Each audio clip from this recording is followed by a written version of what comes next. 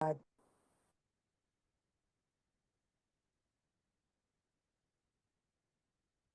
Krishna, thank you all very much for joining. I'm having some technical issues, so just bear with me. I'm trying to just get started with the slide share.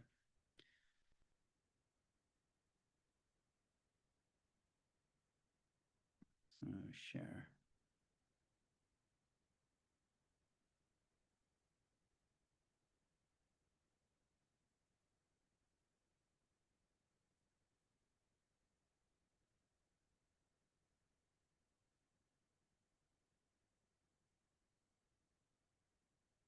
Okay. Are you able to hear me?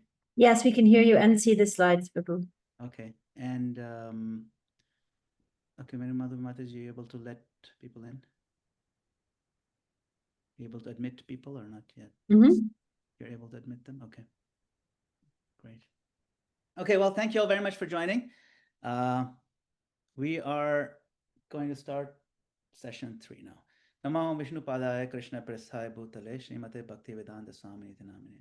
Namaste Saraswate Deve Gaurvani Pacharine Nirvishesha Shunyavadi Paschatya Deshatarine.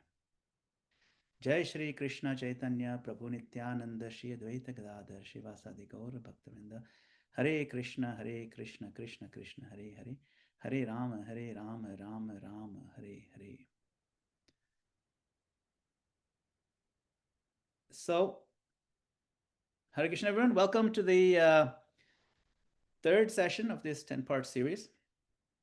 And over the next few weeks, we'll continue diving into each verse of this powerful guidebook, Nectar of Instruction. So today, verse number 3 is the 6 pillars that ensure complete success in bhakti. So to recap the previous verse, we talked about a travel advisory. Say you're trekking on top of a sacred mountain. Before you go, the guide hands out a list of hazards to avoid, the pitfalls to watch out for, the dangerous cliffs and poisonous plants. It's a travel advisory. It's not negativity. It's just meant to protect your life and keep you on track. Okay, let me see. I'm having some...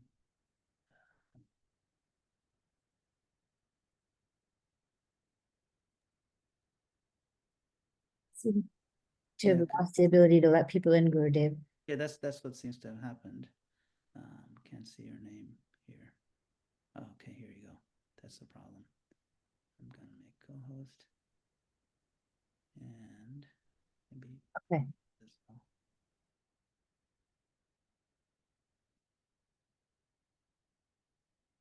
Okay, thank you.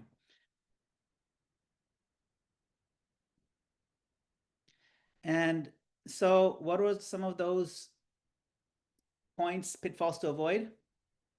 Atyahar, over-collecting, overeating; prayas, burnout, workaholism; prajalpa, gossip, and so on; niyamagraha, obsession with the rules or apathy for the rules; janasanga is disempowering association; and lolya is fickle spirituality or greed.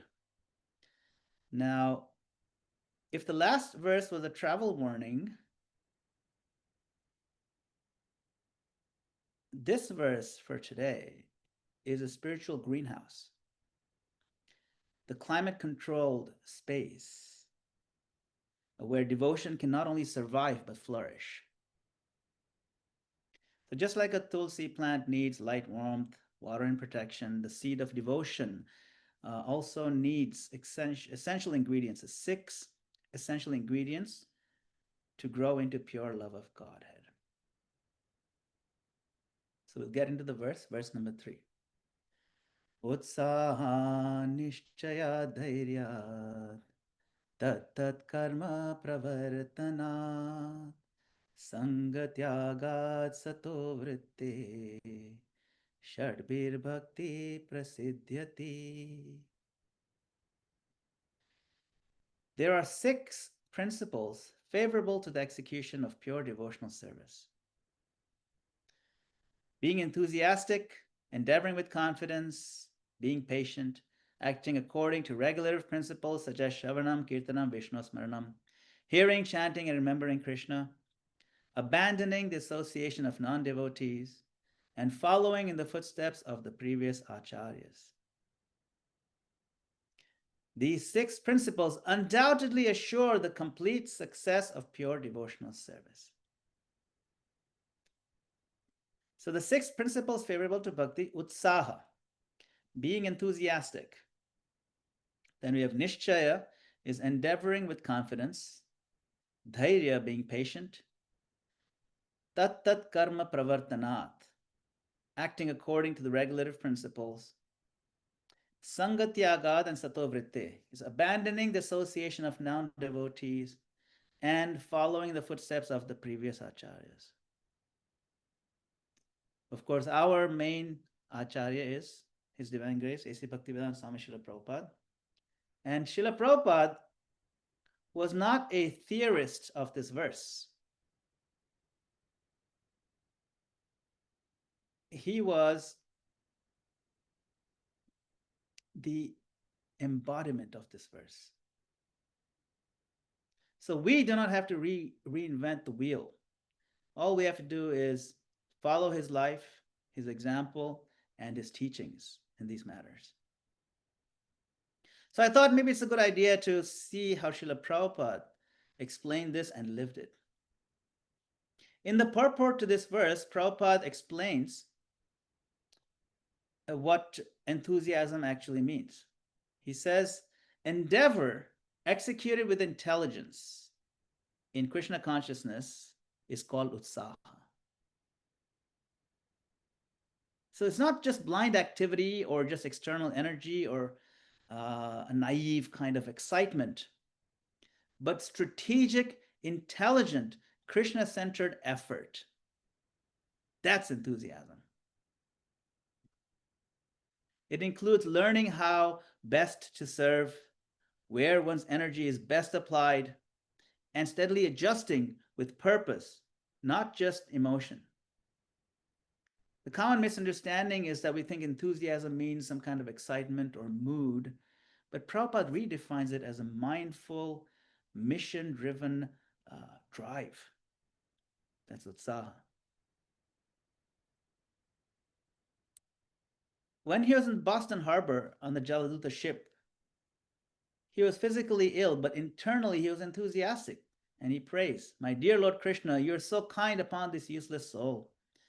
But I do not know why you have brought me here to this terrible place. Now you can do whatever you like with me. Most of the population here is covered by the material modes of ignorance and passion, absorbed in material life. They think themselves very happy and satisfied, and therefore they have no taste for the transcendental message of Vasudeva. I do not know how they will be able to understand it. Oh Lord, I'm just like a puppet in your hands. So if you have brought me here to dance, then make me dance. Oh Lord, make me dance as you like. So even when the world seemed indifferent, his enthusiasm was rooted in intelligence and submission, not hype. He made a strategic choice of coming to America. It wasn't random. He recognized that if America is influenced, the whole world will follow. Utsaha with foresight.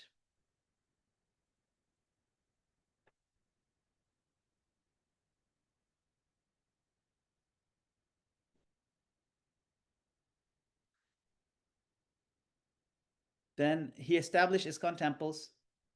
Every step from registering ISKCON as a society to training leaders and so on was done with strategic planning, not just working hard, quote unquote, right? Of course, he did work hard. Every night he would translate Srimad Bhagavatam. It was hard work, but it was very strategically done, applied intelligence and so on. Not restlessness or overdrive. Then coming to nishchaya. Nishchaya means determination. So,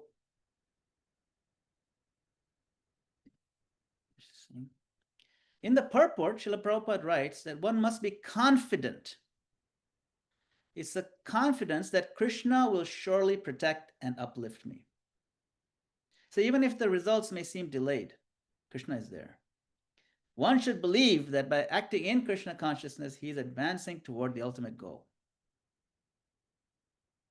Taking one example from Prabhupada Lilamrita, in the Bombay temple, the Juhu temple, so many struggles were there. Evicted from the land by crooked men, and others may have given up, but Prabhupada said, Krishna will not let them win. This is Krishna's temple.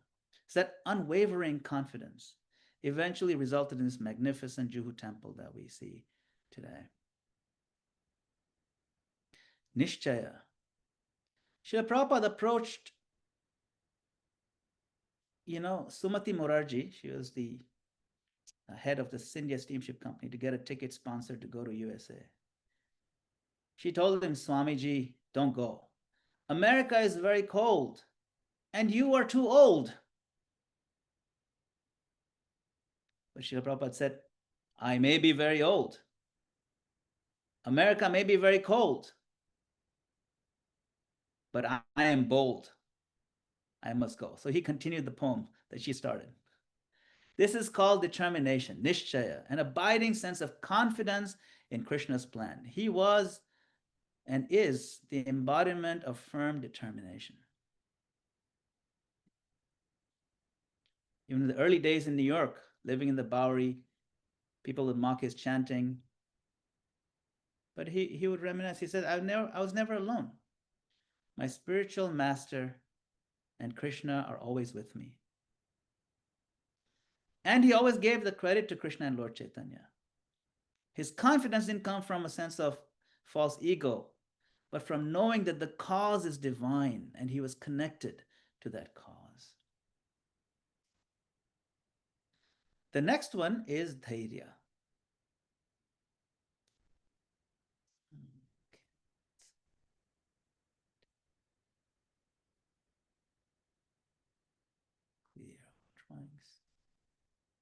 Dhairya is cultivation. It's the quality of patience, and it's like cultivation, right? Cultivation requires patience. Planting the seed, and the seeds take time to germinate, but the harvest is guaranteed if proper cultivation is done. Srila Prabhupada, he struggled hard for decades in India before coming to America. For years, Prabhupada wrote and published Back to Godhead magazine, and he preached, but very little support, very little response. His godbrothers didn't help him. Still, he never gave up. He had patience. He said, I'll try this, I'll try that. He kept trying and trying.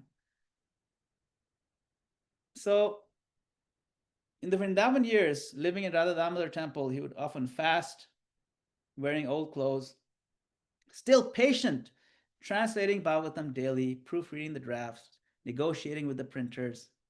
He kept his faith strong and his eyes on the goal to spread the message to the English-speaking world. He knew it's going to happen. Prabhupada writes, even if there is some failure, one should be determined to continue and make progress with patience. So these are all connected, the nishchaya, the dhairya, utsaha, there's a lot of overlap there. But it has an element of patience. See? That you have to learn to wait. Its time will come. Then the next one is tat karma pravartanat. In the purport, he writes, devotional service is not a matter of sentimental speculation. It must be conducted under the regulative principles. So tat karma pravartanat means following the proper systematic principles. The 9 limbs of bhakti, regulated action is the engine of advancement. And Srila Prabhupada institutionalized this sadhana practices. He gave a structure and made the process systematic.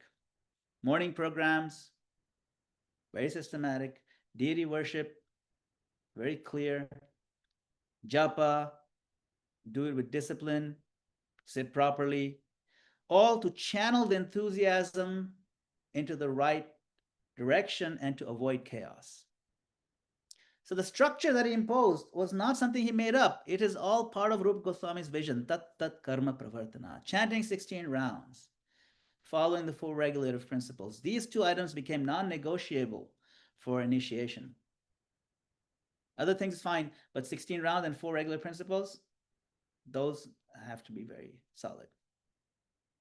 Of course, he personally followed strict sadhana, even during world tours, circling the globe. On the planes, he would do his japa discreetly. He would chant Hare Krishna, you would see him do it. He'd always rise early to write and to chant. And he had so much energy from that. When he was walking in the morning walks, even his young disciples, who were his like grandchildren's age, couldn't keep up with his energy. He followed strictly. And somehow jet lag never seemed to touch him. So even his daily hours of writing and Sanskrit translation and purports, it is a lifetime of tat karma pravartana. It was devotional labor under regulated framework. The next one, just as important, is sangatyaga, avoiding the association of non-devotees. In the purport, he says, one must strictly avoid the association of those who are materially inclined or opposed to Krishna consciousness. Prabhupada emphasized association is not just physical, the physical proximity, it's whose ideas we accept. He discouraged devotees from reading certain books by impersonalists, warning that milk touched by the lips of a serpent becomes poison. So even if someone is writing commentary on Bhagavad Gita, but if the conclusion is not to be Krishna conscious, but some other atheistic conclusion or impersonal conclusion, he said we should avoid that. That's bad association.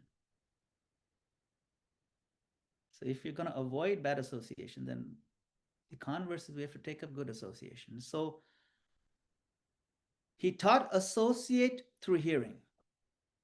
Avoid this materialistic media, materialistic music, and godless ideas. Then where'd he go? Well, he created entire devotee association ecosystems, temples, temple communities, farm communities, festivals.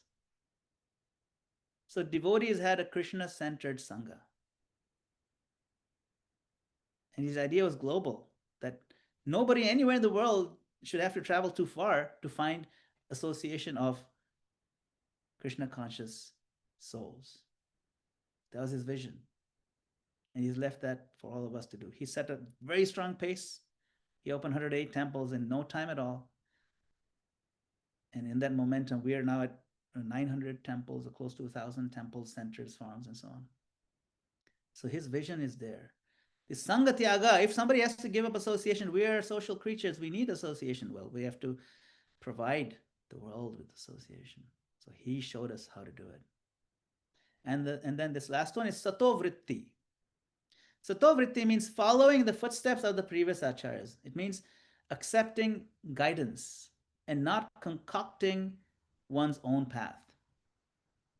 Real success comes not by inventing, but by aligning with tradition. So here we see Srila Prabhupada offering his respects to the Lord, to the Guru Parampara. And then behind him, you see Srila Prabhupada's disciples standing in line, learning from him, following in his footsteps. His life mission came from Bhaktisiddhanta Saraswati Thakur. Preach in the English language. So even when no one supported him, he remained loyal to that instruction. For him, that was his satovritti. Of course, you see, he gave the highest honor to Rupa Goswami. His translations, his books, they're designed to revive the Rupanuga mission, the mission of the followers of Rupa Goswami. And he lived like that, simple living and high thinking. He modeled the life of renunciation and truth like the 6 Goswamis. And he said, I have simply repeated what my Guru Maharaj said. This is not some sort of artificial humility. It was perfect fidelity to the parampara, the disciplic succession. In other words, don't make stuff up. Understand the philosophy, imbibe it in your life, and share it with others without changing the principle, without changing the essence of the message. That's how Srila Prabhupada modeled these 6 principles. So how can we incorporate these principles in our lives? Utsaha. So Prabhupada redefines enthusiasm as not mere emotion, but intelligent effort. Don't leave your intelligence behind in the name of utsaha. It's purposeful and directed energy in Krishna's service. So some tips that we can consider in our modern, busy lives in 2025, living in the Western world, the Western mindset, some of us struggling with family maintenance, working outside for a living. But we also want to be devotees. So, how can we be enthusiastic? Don't wait. Don't wait to, quote unquote, feel inspired. Sometimes, oh, when I feel it, or when Krishna will kind of show me a sign, then I'll do it right now. Yeah. Don't wait to feel inspired. Act with purpose. Do devotional service because it is right, not just when it feels easy or feels smooth. The purpose is what's driving us. That's how it should be. Then strategize. This is again part of Utsaha. Strategize your service. Ask yourself, how can I serve better? What's the most intelligent use of my time and my skills for Krishna? All of us have some skills, and you know what? Nobody has any time unless you really want to make time. So make time, strategize, make the best use of time and your skills. Another aspect of utsaha, there's two concepts, utsaha and utsaha-mayi. Utsaha-mayi is actually the opposite of utsaha. Utsaha means focused, directed systems. That's how Prabhupada defined it. There's a lot of energy. The energy comes out, shows up as enthusiasm on your face. And then there's the unintelligent hyper excitement or infatuation, where it fizzles out very quickly. That's called utsaha-mayi. We don't want that. We want utsaha. So to succeed in that, you start small, but be consistent. Choose one area to improve. Improve your japa, improve your reading practices. Read Bhagavad Gita daily, Bhagavatam daily. A little bit. Do what you can, but be consistent. Make sure all the food that you eat is offered at home, or offered at the temple. And apply steady effort. Then you'll see your own enthusiasm is rooted in something meaningful, and you'll feel real enthusiasm flowing. And then, of course, one of the most powerful ways is Sangha. Surround yourself with enthusiastic devotees. Find a devotee who is enthusiastic, who inspires you. Energy is contagious. Plug into that Sangha that recharges your spiritual drive. So these are just a few things that we could do to bring strategy, properly focused energy, and consistent growth, leading to genuine enthusiasm. Okay, next one, Nishchaya. Nishchaya means confidence in Krishna's process and protection. It's a faith that sincere bhakti will work. It will work. Even if the process is slow or the progress is not so visible. But that nishchaya, if we maintain it, the sense of trust that this process is powerful, then it can pull us through the difficult moments of our life. If we keep in mind that Krishna is never ungrateful for anything that we do, even the smallest little thing, Krishna is never ungrateful. And that can be very powerful in our nishchaya. So what are some of the things that we could do? Some tips. Trust the process. Process works. Don't worry if you don't feel transformed. Keep watering the seed. The fruit comes in time.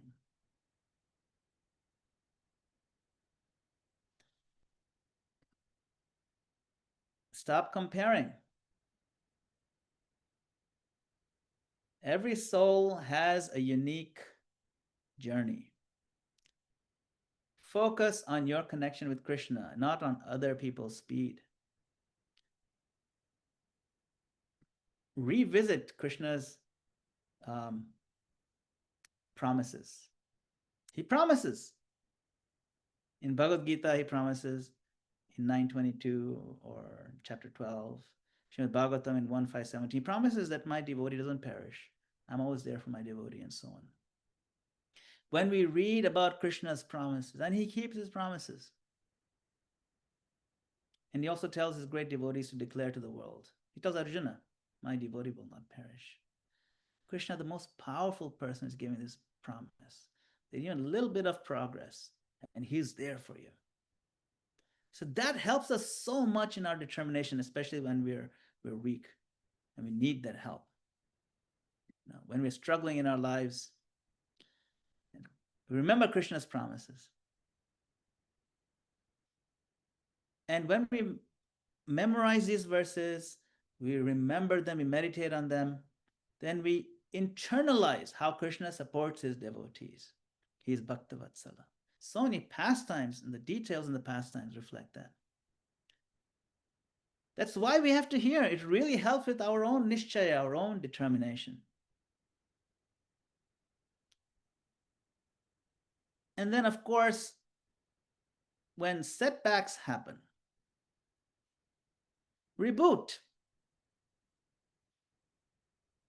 Take some rest and reboot. Don't retreat. Bhakti is not about being perfect, but it's about coming back to Krishna again and again. We will not be perfect for some time. That's okay. But we can use the energy of nishchaya, determination, to keep rebooting, keep standing up. Yeah.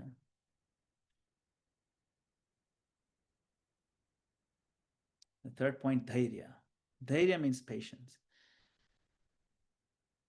Patience means a long-term commitment, not being shaken by delays or doubts or challenges that are inevitable. Patience implies a sense of tolerance. It implies a longer vision, and it reflects a deeper understanding and maturity. Those are immature little children are impatient. The more mature ones have more patience, because they understand some things just take time and you have to wait. Good things do come to those who wait. Dhairya. Utsaha, nishchaya, dhairya. This is the third one. What are some of the takeaways from this point? Play the long game. Set goals. Set 1-year goal. Set 6-month goal. Set a 1-week goal. You can even set a half-an-hour goal. Next half an hour, I'm going to this. Sometimes we need to do that in order to kind of come out of a rut. And then we also want to set long-term vision. Set a 10-year vision for your bhakti. Think about becoming a more mature, stable devotee. Not to show others, just to be more steady. We don't want to be a flash in the pan. There are many of those. So we set some goals so that there's always progress. And if you have long-term goals, then that kind of, there's a built-in patience factor that comes into it. If you have a 10-year goal, you have to wait for some time, but at the same time, you're working towards it. You have milestones. So if you're meeting those milestones and so on, you can readjusting, but it's good to have a vision, a long-term vision.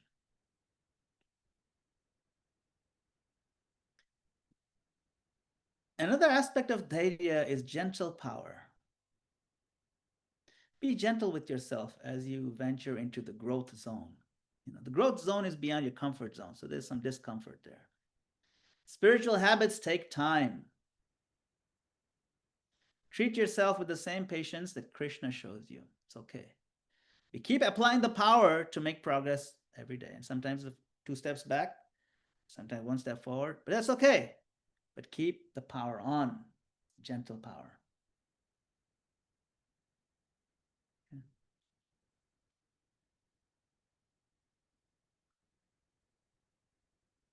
Then be patient with others. Sometimes our friends, sometimes our family, spouse, they may not, quote unquote, get it right away. So show devotion through your character over time. Be patient with others. Of course, sometimes you have to ask them to be patient with you, but that's on them. If they're not patient, that's not much we can do about it. But we can be patient with others and be patient with the process. Then we want to normalize dry phases. What do I mean by dry phases? They're part of the path. Sometimes we go through a phase where we don't feel anything happening. We feel really dry in the heart. Sometimes it can get really deep. It's called the dark night of the soul. You feel disconnected from the Lord. What is going on? Why am I feeling so bewildered? This is part of the process. It happens to pretty much everyone. And devotees come through it. They pass through it and then they come on the other side and they tell other devotees about it. It's okay. I survived that dry phase. I'm feeling really satisfied. Somehow it happened to me and probably happens to a lot of people. Keep chanting, keep hearing and serving. The clouds will clear. Be patient. This is called dhairya. So we covered utsaha, nishchaya, dhairya. Now it's tat karma pravartanat, the next one. This refers to performing time-tested devotional practices like hearing, chanting, worshiping, doing the service in a regulated and sincere manner.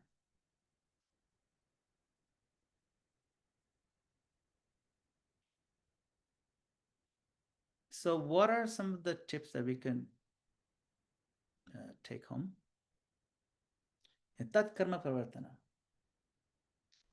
Have a regular morning anchor. Even 30 minutes of chanting and reading sets the tone for the day. You can hear something while getting ready. The morning anchor really helps. It structures. And when you set the tone for the day, you've already made your connection with Krishna in the morning. Then there's sadhana. We protect our sadhana. You don't let work or phone or social media hijack your sadhana time, your practice time. It's hard to do this, but the more we protect it, the more nourishment we get from it, more absorption there will be from the spiritual nutrients into our mind, in our heart, the bloodstream. Prabhupada was very insistent that we do it right. Wake up in the morning, have a nice morning program, and so on. So protect your sadhana.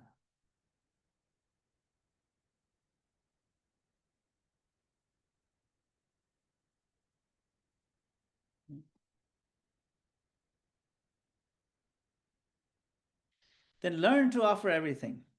Cooking, commuting, cleaning, whatever we're doing. Offer it mentally to Krishna.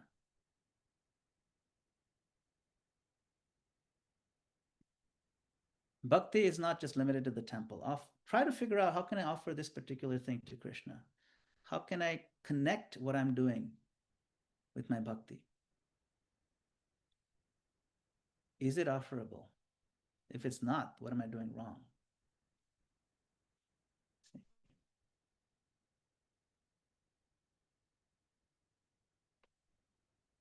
Now, as you do the tat karma pravartana, the systematic, regulative activities, we want to prioritize quality, improvement of quality. We want to lower our tolerance for robotic, empty, ritualistic chanting, mindless reading. Of course, there's lots of seminars on this, how to improve our japa. We've done quite a few of those, the 4 gates method. We want to prioritize the quality of our practice. These 4 things, if we can incorporate them in our lives, then we can be more aligned with this tat karma pravartana.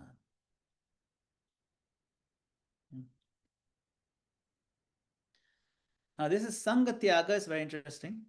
Avoiding association with people, media, or ideas that pull us away from Krishna consciousness, whether in a gross way or in a subtle way. Sangha Tyaga. Now, this whole point, what is this association? This whole point of avoiding association. It is about opening up your heart, being influenced. It's our nature to be influenced by the people we associate with. But of course, it also depends on how much we open our hearts to them. If you're just having a casual conversation with someone on the street, that's not really association, about the weather, or if in an airport and just checking when the flight's going to be there. That's not association. Association when you open up your heart, or you allow yourself to be influenced, or you think, oh, wow, I want to be like that person. How are you so happy? Let me figure it out. And you really open up, and that's called association. So we have to be careful. Be really careful, because sometimes in a subtle way, that subtle influence can derail our line of thought. If our thought is trying to be Krishna conscious, and then someone else is not Krishna conscious, it does have an influence.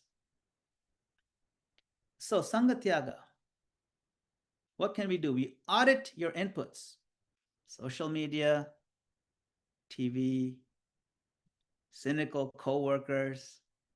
Some of those attitudes rub off on us too. If they're always someone's grumbling and complaining, even if we're not natural complainers, but we hang out long enough with them, and you think that's okay, that's kind of cool, we become complainers. We become cynical about the world, cynical about reality, existence. So we want to limit what contaminates our consciousness. Check, reset, recalibrate. Now, sometimes you can't avoid hanging out with such coworkers. Just don't take them that seriously. Don't get moved by them. And it's possible to turn that part off. It's possible to be smiling and pretending, yeah, you understand I hear you. It's possible to do it and not take it too seriously, because that's just the way they are. We don't want to be like them. We don't want to be atheistic. We don't want to be cynical. We don't want to be materialistic. We don't want to be selfish. So we audit our inputs. And the more we read Prabhupada's books, the more we associate with progressive devotees, the more we will get a sense of what inputs are damaging, which ones are contaminating. Now, sometimes we may get pulled, maybe by our own outrage, into arguments that have nothing to do with Krishna consciousness. But we may strongly believe in one thing or the other, and then before you know it, we're sucked into a conversation, which turns into argument. Try to avoid these, especially if they're not required for work, or if it's not required for actual necessities of life and so on. Don't argue. Gently disengage. It's not easy to do, by the way. Some of these things are very difficult to do, but it's good to know that we could be doing them. You don't need to debate everyone. You don't need to win every debate or argument. Keep your heart peaceful and clean, and your boundaries firm.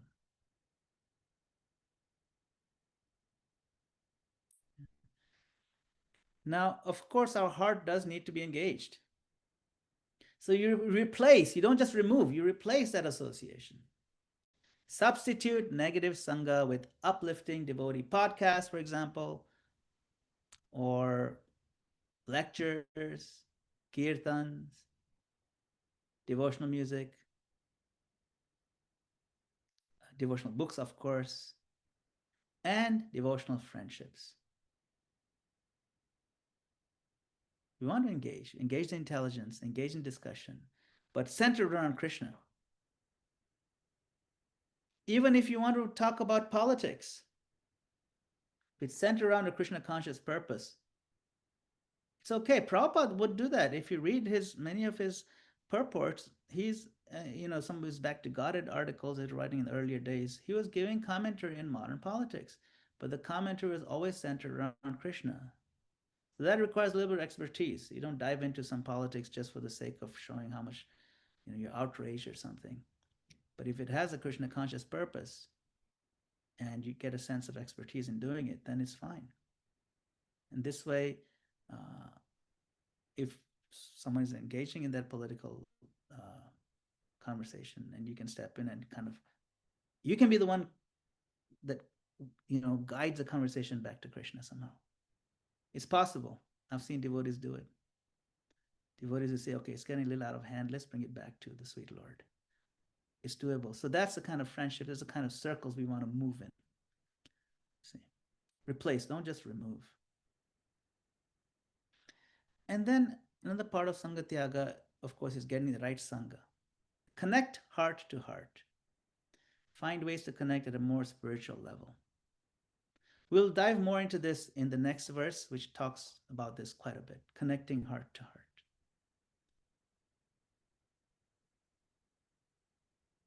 This may take time to find the right fit, to find someone who's svajatiya. Svajatiya means like-minded. And maybe maybe that person not available locally. But find someone you can trust, can open up to. And then connect heart to heart, more spiritual level. And maybe you can also learn to be that person that others may trust. Become trustworthy so that you can have heart-to-heart connection. This is a much deeper conversation. We'll discuss that next time. But this is a big part of Sangha Tyaga. And then now the sixth one, Sato Vritti, embracing the mood and lifestyle of the previous acharyas.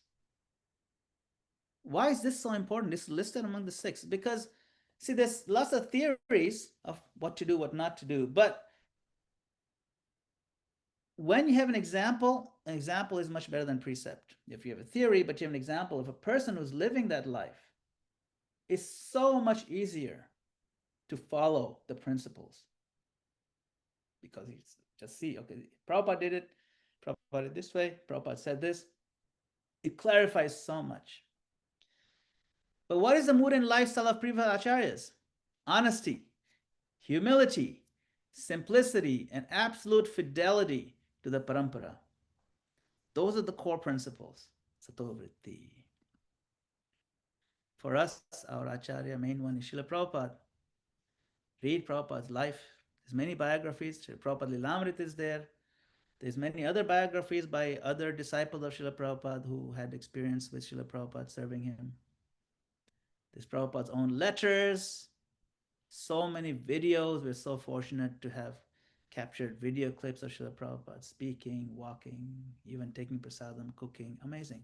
Photographs. Absorb his mood. Get a sense of what is an acharya. We're so fortunate. And the important aspect of Sato Vritti, don't reinvent. Stick to the practices and principles given. They do work. You don't need to try something new. Don't need to reinvent the mantra. Follow the practice as it is. That's called following the footsteps. Now, another aspect is being a real self. Be real, not performative. It's not a performance to show off to other people. So honesty in our dealing, satya, and humility in our service, and dedication in our sadhana, that becomes sato vritti. Sat means, of course, the Sat Purushas, the great acharyas. Sat also means honest, true, truthful. See? That is sato vritti. And then, of course, study the acharyas themselves. Learn in detail how our previous acharyas lived and what they taught. Rupa Goswami, Bhakti Vinod Thakur's and Narottam Das Thakur's bhajans. I mean, right now we're studying Rupa Goswami's book, the writings of Bhakti Siddhanta Saraswati Thakur, so many Jiva Goswamis, so much is it. Learning detail of their lives, how they preached, what they wrote, absorb it.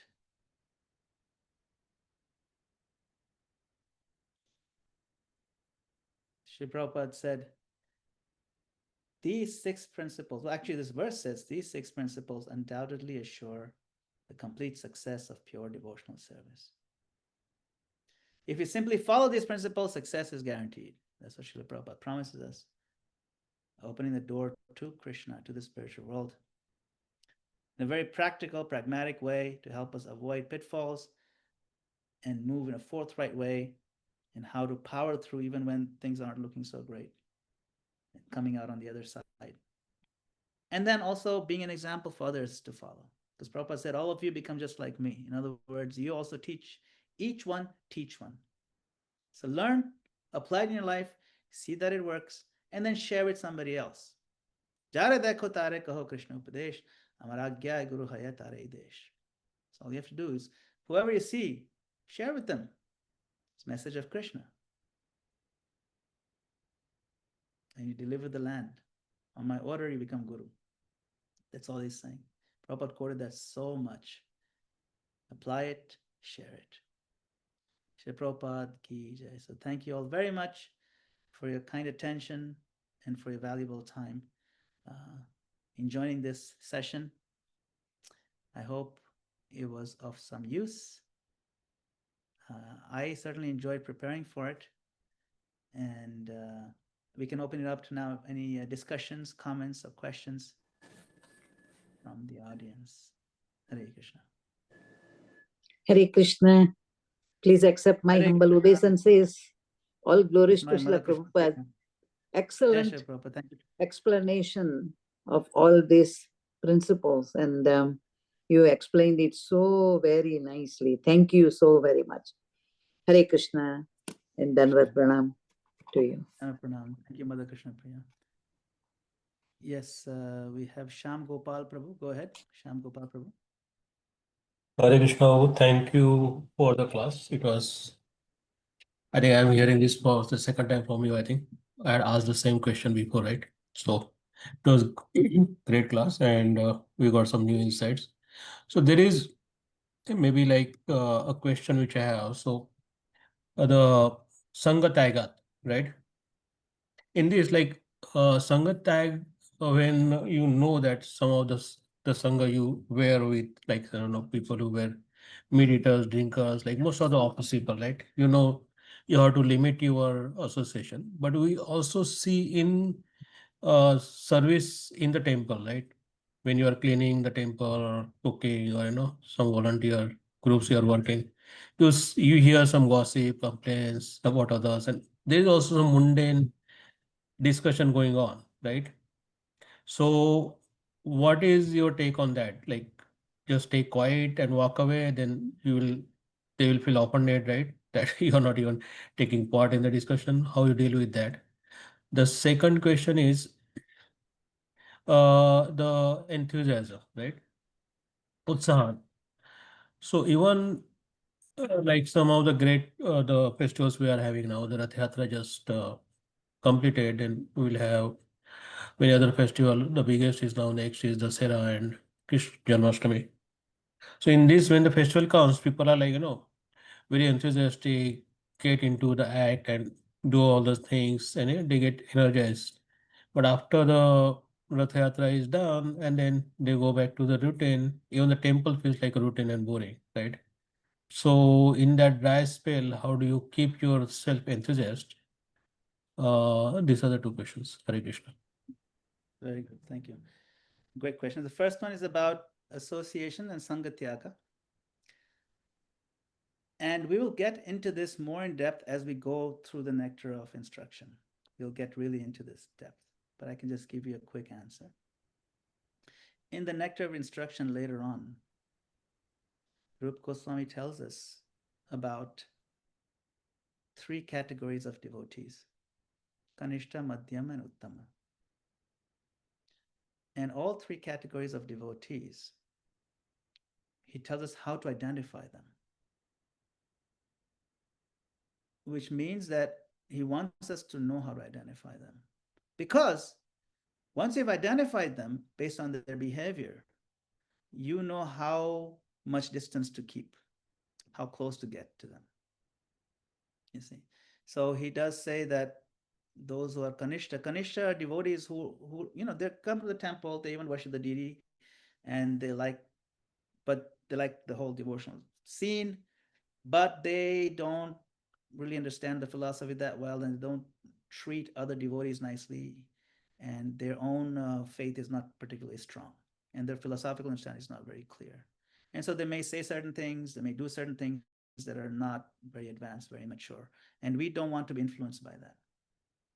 So Rupa Goswami says, with that category of devotees, we offer them respects, but from a distance. What does that mean? From a distance means we don't want to engage too much in talk with them. If we find ourselves washing pots with them and they're talking stuff that's not appropriate or not very uplifting or not spiritual, then we can zone out, or we can. Main thing is we offer respect from a distance. Distance means, doesn't mean that you run away now half a mile away. It just means you keep your mental distance also. You disengage. You're like, okay, fine, or you can just like zone out. That's fine. You can do it intelligently. You can figure out in a way that it's not so overtly offensive. You don't want to be offending to them. At the same time, you don't want to get sucked into a conversation that means nothing to you. So that's you have to apply your own judgment, best judgment on that one, on how to do it. But at least we know the principle that it's okay to keep your distance from even practicing devotees. Not only is it okay, it's recommended, and we need to do it that way. But of course, those who are advanced and progressive devotees, we want to be friends with them. That's Madhyama. And those who are fully engaged in Krishna consciousness, their whole thing in life is to give Krishna to others, and they live by the book, and they live very purely, and they treat people very nicely. Then those devotees we want to serve and learn to be like them. So those are Uttamas. These definitions I'm not making them up. They're right there in the purports. They're described in the Shastras. So we have some nice frameworks that we can use. And then the rest we can use our discretion from a case-to-case basis. As for enthusiasm, Utsavas, festivals, they're meant to uplift our spirits. And of course, when the Utsava is over, what Utsavas do is when you're in the middle of it, you're really, really excited.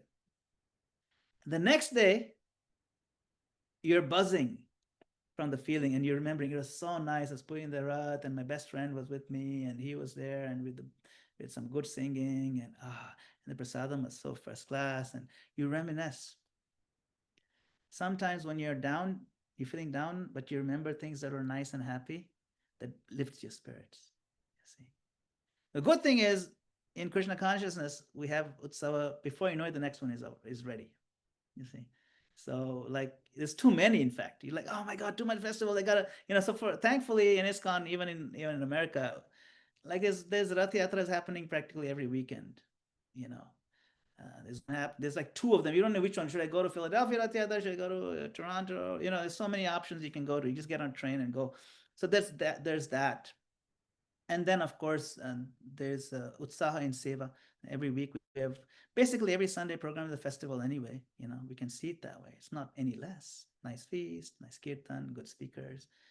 We do artis very nicely. We dress up. So there's no shortage of Utsava to spark your Utsaha.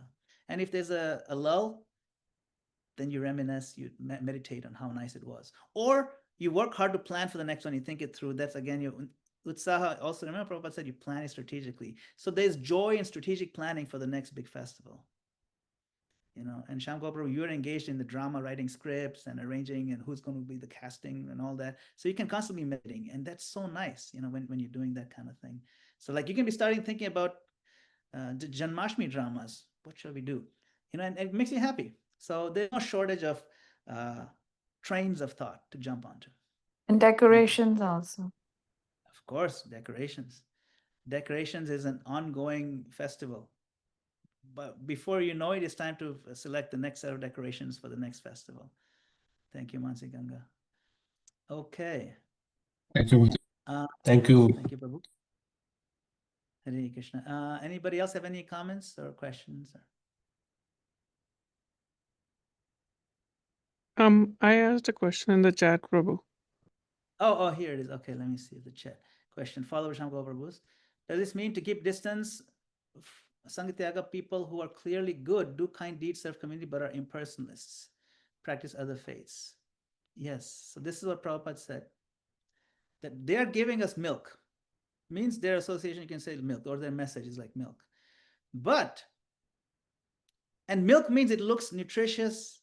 It's supposed to be nutritious. It's supposed to be good for you. They're kindly giving it in a very nice package.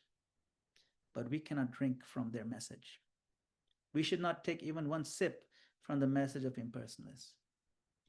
Because there's a seductive charm about it that's framed in the sense of good deeds, kind deeds, community service. But the message in that milk is poison. The message is that you are God. There's no difference between you and God. At some point, yeah, right now you think there's God and there's you, and it's good. Keep doing it, but eventually you'll come to a conclusion that you are actually God. At that point, there's no difference, and you'll merge, and that's perfection.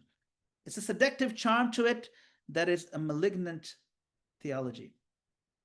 And therefore, we should certainly say, Mahaprabhu himself said that, Mayavad bhashya sunile hoibe sharbanash. Anybody who listens to this Mayavad bhashya, this philosophy of impersonalism, hoibe sharbanash, everything will be destroyed in your spiritual life. There's no coming back from it. It's like almost impossible. It destroys everything. He was pretty serious about it. So we don't sip from that poison cup. It looks like milk. Yes. We need to use our intelligence to identify that. If you read Prabhupada's books, if not every line, every other line, Prabhupada is smashing the Mayavadis. So it means it's a pretty important message. All right. Okay, Mukta says, when I start reading, it makes me sleepy. It's a Dhanidhar Krishna Das. So here's my question. Oh, Dhanidhar Prabhu, Hare Krishna. Thank you for joining. Dhanidhar Krishna Prabhu, joining from San Diego. The question is, when I start reading, it makes me sleepy. So is that a question, or are you happy about it? Because sometimes, people have a hard time sleeping. They read Bhagavatam and then they sleep, and it's very nice. It's a question, Maharaj. Yes. So Bhagavatam says, Nashta prayasha badreshu nityam bhagavad seva. Nashta prayasha, things that keep us up at night. These inauspicious thoughts, abhadra. But when you reach in Bhagavatam, the abhadreshu, all the inauspicious things are gone. And you feel very relaxed. That's why people sleep in Bhagavatam class also. Because abhadra is gone, and finally, sometimes even the speaker falls asleep. I've seen that happen. So no, it's a good thing and a bad thing. Prabhupada does mention, in fact, the Bhagavatam says that it must be heard with rapt attention. Rapt attention. So there are different reasons why reading makes us feel sleepy. One is because we don't like to read. So that's one issue. Sometimes that can happen. Two, we're not connecting with the message. We're not finding it exciting enough. And three, we're not getting enough sleep in our lives. Like you need a certain amount of rest. Everybody needs a different level of rest. And if your lives are too busy, then if you don't get enough rest, then anything that's somewhat restful will slip us into deep sleep. Reading is a restful activity, and so we slip into sleep. So you have to check which of these is the issue. If you're not getting enough sleep, get enough sleep. If you're not finding it exciting enough, then listen to lectures or listen to devotees who explain that enough, the same verse set in a way that makes it exciting for you. Find those devotees, find those lecturers. Then, oh, wow, I didn't know I could explain Bhagavatam so in such a nice way. Now I'm going to reread it again. I'm going to look for those points. So we are very fortunate in ISKCON. We have such a variety of speakers. And so you find that one or two, whoever it is that makes it click, and see if you can connect with their media, their lectures or whatever it is, or maybe hear them in person. And that can reignite your excitement for reading that particular book. And of course, then naturally what happens, you won't find it boring. The content is so sweet. the Bhagavad Gita, even the Gita is so much taste in there. The Acharya's commentaries, Prabhupada's comments. And if you take up the practice of reading a little bit for the purpose of sharing it with somebody else, then you will not sleep. So make it a habit. Okay, I'm going to read 15 minutes of Bhagavatam today, but I'm going to read in such a way that when I meet one or two devotees during the week, I am going to grab them and explain to them what I read. They may like it, they may not like it, but that's okay. I'm going to explain to them what I understood, and maybe I can even ask a question, but I'm just going to share what I read. Now, if you want to share what you read, you better pay attention. You won't fall asleep. And then if you pay that kind of attention with the intention to teach it or to share it, you'll understand it a lot deeper, because then you're prepared to answer questions on it. So if you approach it from those angles, guaranteed you will not feel sleepy. Okay. Thank you, Dhanidhar. Thank you so much. Hare Krishna. Hare Krishna.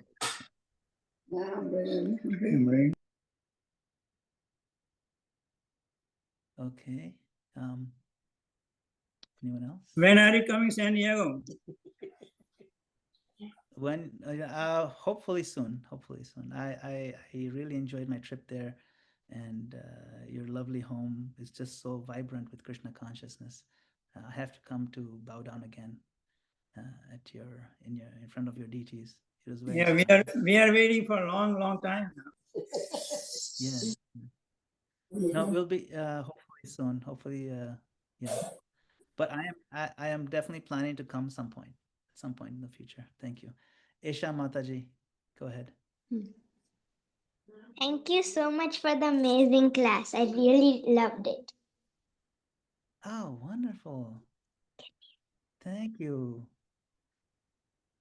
You're And Kyra, where's welcome. Kyra? Is Kyra around? She's doing her multiplication tables. Oh, wow. Yeah, she must be really enjoying that. Yeah, nice. Hare Krishna Prabhuji, Thank it you was for listening to the wonderful class as Hare Krishna. always. Thank you, Isha Mataji, for joining. Mhm. The sun is still up over there. Sun just went down here a while ago. But and I want to thank, Yeah. actually, I want to thank all the devotees who joined from all over the world. We have devotees on the West Coast, San Diego. We have devotees joining from Kenya. We have Bhakti Prabhu, who's in Kenya. We have quite a few devotees from San Diego already. Indusa Mataji from Kenya. And then we have many from here in New Jersey, and some are other places. Nelson Prabhu. Yeah, all over. We have devotees from Florida. Let's see. Yes. Thank you all for joining. Anyone else have any comments or questions? Yes, Stephanie Mataji. Did we lose Stephanie? Oh, there she is. Mataji, Trying to you are on mute. Yeah, you have to unmute. Yeah. Sorry about that. Hare Krishna, Gurudev. Thank you for class. So when he says abandon non-devotee association, that could be really intimidating because, not being in the movement, only for a few years now, I have a lot of non-devotee association, and I have to have a non-devotee association, obviously, and if you have any pointers or I think now it's become easier to, like you said, zone out and kind of chant in my head. But it's hard too because, a lot of the time I don't like even doing so much non-devotee association. So, then I'm trying, like later on, you said have patience with others also. So anything will help. Yes. Thank you. This is a great question. This is a very deep question. This is not a trivial question at all. I really like it because we all have to associate. Now, what does it mean? That's why I was specifying when I say associate, it means opening the heart to be influenced by them, right? Okay, fine. I don't want to open my heart to be influenced. That's pretty clear. But you're at Thanksgiving and the family is there, they're eating their stuff, impossible things, and we're, have our own things to eat. But they're also talking about stuff. And we don't really like what they're talking about. At the same time, we also need to be polite and somewhat engage in conversation. For example, it'll be really impolite to be chanting in your head while they're talking about stuff, right? It's natural. It's kind of really rude, really, to be chanting in your head while they're trying to talk. Hey, what do you think of what's going on? You know, I mean, 113 degrees in New Jersey. That's like the feel of it. And in Florida, it was 93 degrees. We should move to Florida. It's so much cooler there. Anyway, people talk about all kinds of stuff. I talk about it. It's fine. It's okay to talk about some of these things. They're harmless. One good way to not get sucked into the negativity or the negative influence of that is to get in the habit of doing an analysis, like a sociologist. Say a sociologist is going to observe. Sociology is almost like you're going to observe the behaviors or the family interactions of a tribe you've never seen before. What are the customs, what are the cultures? You can step away as if you're an observer. Now, even as you're engaging in conversation with them, you're analyzing, what are the modes at play here? How much predominance of a mode of ignorance is going on here? If you're doing analytics on it, it automatically puts you above the modes, because now you're analyzing what the modes are doing. You see, it separates you from it, even though you're taking part in conversation. So you're thinking, okay, this is my cousin. He's clearly in the mode of passion, because he's just like, gotta earn money, gotta work hard day and night. How can you not be doing that? And this other fella, this other uncle, he's like, you know, hard work pays off tomorrow, but laziness pays off now. So, you know, whatever, man, I'm not doing anything. And he just smokes something. So they can say, oh, that guy is definitely mode of ignorance. And then you can kind of see, you're doing analytics on it, and you can see, okay, if someone were in mode of ignorance, where would they end up? Mode of passion, where's their ultimate destination? This is going to be misery. So what happens, even as you're engaging in conversation, you are bringing Krishna into the picture, because Krishna talks about the modes in Bhagavad Gita. And you're trying to think, how would Krishna analyze this? And if I were to describe it, and when I give a class without naming names, I can say, you know, what people do, it's the same thing. There's nothing new under the sun. Even 5,000 years ago, people are doing the same stuff, just a different language. That's all. Same modes are interacting. And so if you can see it through the lens of Shastra, it's called Shastra Chakshu. Chakshu means lens. If you see the world through the lens of Shastra, you automatically become somewhat neutral to the conversation while still engaging in it. Another angle to look at is what Prabhupada has also explained, is like the gopis. The gopis love Krishna so much, but they're married to someone else. Okay, so the gopis in Vrindavan, they're married, they each have their own different husbands and different in-laws and their families. When they're at home, they're meditating on Krishna so deeply, but they perform their household duties so perfectly, so as their in-laws don't suspect a thing. Like they do it even better than normal. So you play the part so much of even the life of the party, really. And you can still get away with it because your heart is with Krishna. You see, if that is your, say, vibe, it's fine. It's fine to be happy, laughing at their jokes and everything.